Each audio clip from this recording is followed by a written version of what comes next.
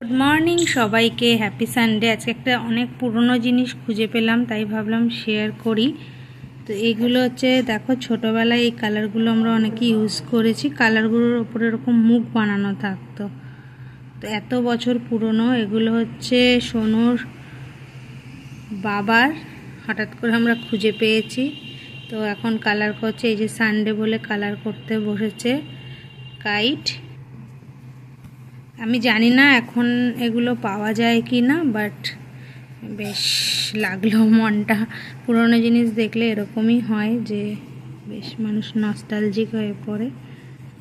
সব কটার এরকম কালার থাকতো আর সবার ওপরে নানা রকম মুখ বানানো থাকতো।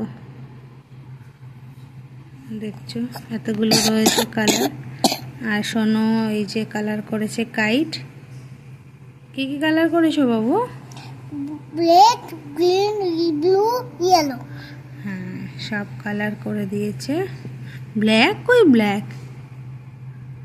ব্ল্যাক, এই যে ব্ল্যাক। এটা তো ব্ল্যাক। তুমি কাইটে কি কি কালার করেছো? বললাম তো, red, green, blue, red, green, blue, yellow.